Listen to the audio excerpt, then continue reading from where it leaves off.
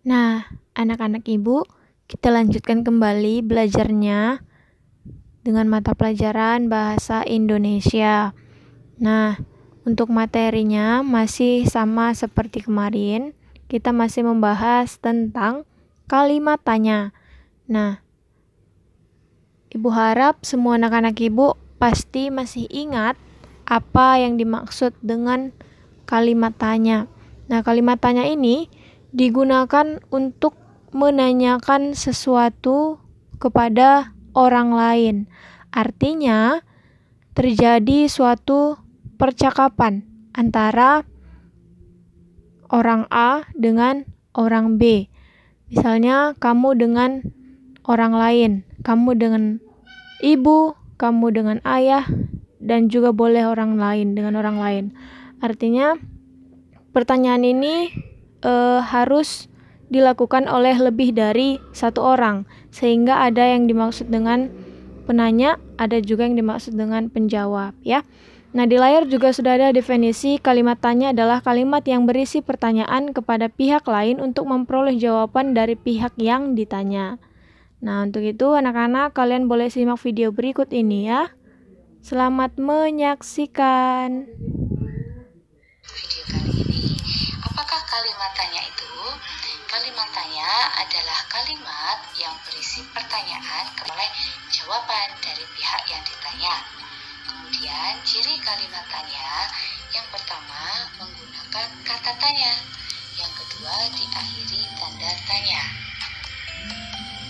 Kita lanjutkan anak-anak, kata tanya itu kalau disingkat adik Simba berapa, itu sudah kalian pelajari ya.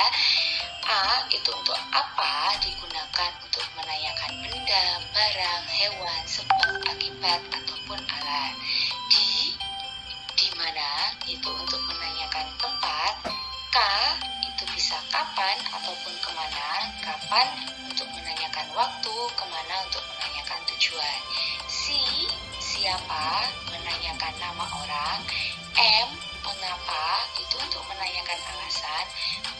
Bagaimana, itu untuk menanyakan cara, kabar, kondisi, ataupun keadaan. Dan yang terakhir, berapa, itu untuk menanyakan jumlah, tanggal, tahun, harga, ataupun urutan. Nah, kalau jawabannya berupa angka, maka kalian menggunakan kata tanya berapa. Lanjutkan. Nah, berikut ini adalah contoh kalimat tanya. Apa yang ada di dalam tasmu? Di mana rumahmu? Kapan kamu ulang tahun? Kemana kamu pergi? Kemudian siapa nama gurumu? Mengapa kamu menangis? Bagaimana kabarmu? Dan berapa umurmu? Nah, jangan lupa kalimat tanya diakhiri dengan tanda tanya, ya. Kemudian ketika kalian menulis kalimat tanya, kata tanya letakkan di depan atau di awal kalimat. Walaupun tidak semua kalimat tanya kata tanyanya di depan, tapi kebanyakan kalimat tanya kata tanyanya ada di depan. Nah, demikian pembelajaran kali ini. Nah, itu adalah sedikit penjelasan ya anak-anak tentang kalimat tanya. Tidak banyak karena memang kemarin juga sudah ada penjelasannya ya. Nah, kalimat tanya itu juga digunakan banyak orang untuk menanyakan sesuatu agar menerima suatu jawaban ya. Kalian boleh lihat di buku halaman 103. Nah, di sana ada bacaan teks percakapan Pak Guru dengan murid-muridnya.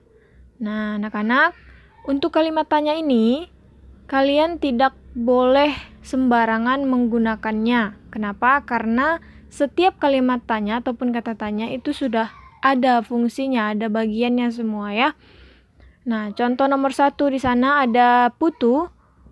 Pak Guru, titik-titik kita harus menanam pohon. Nah, titik-titik inilah yang akan kalian isi. Nah, sebelum diisi, kalian harus tahu apa jawaban dari Pak Guru. Sesuaikan dengan jawabannya. Contoh, Pak Guru, mengapa kita harus menanam pohon? Nah, pasti cocok dengan jawabannya. Wah, bagus sekali pertanyaan Putu.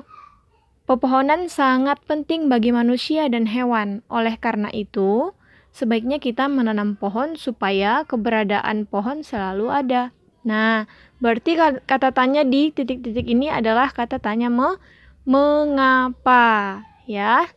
Nah, anak-anak, selanjutnya kalian boleh lanjutkan. Ada sisa 3 kotak ataupun 3 kata tanya yang harus kalian isi di percakapan ini, ya. Ibu ingatkan sekali lagi, kalau mau mengisinya, kalian lihat jawaban Pak Guru. Nah, kalau dia berisi penjelasan, berarti kata tanya bagaimana, ya kan?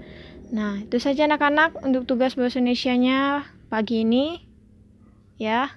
Untuk percakapannya ini harus ditulis sendiri, tidak boleh difotokopi, oke?